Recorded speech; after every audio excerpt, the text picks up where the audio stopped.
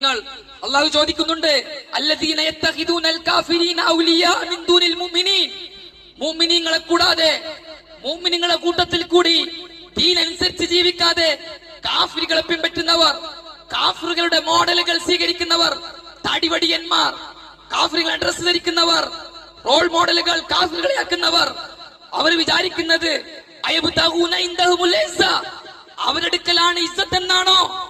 അള്ളാഹ് ചോദിക്കാൻ, നിങ്ങൾ ഇസ്സത്തും പ്രൗഢിയും കാണുന്നത് ഈ പാശ്ചാത്യനെ പിൻപറ്റുന്ന വിഷയത്തിലാണോ?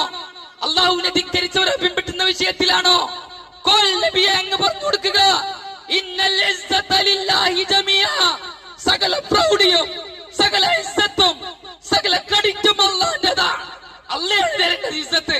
അതുകൊണ്ട് തീ കൊണ്ട് ഇസ്സത്ത് കൊള്ളാൻ അള്ളാഹുവിന്റെ കൽപ്പന, അള്ളാഹിന്റെ നിരോധനം, അള്ളാഹിന്റെ നിർദ്ദേശം, ഹബീബായ തങ്ങളുടെ സുന്നത്ത് അത് ജീവിതത്തിൽ പ്രാവർത്തികമാക്കുന്ന വിഷയത്തിൽ ഇസ്സത്ത് കൊള്ളാൻ സാധിക്കണം. കാഫിറുകളെ പിൻപറ്റുന്ന വിഷയത്തിൽ ഇസ്സത്ത് കാണരുത്.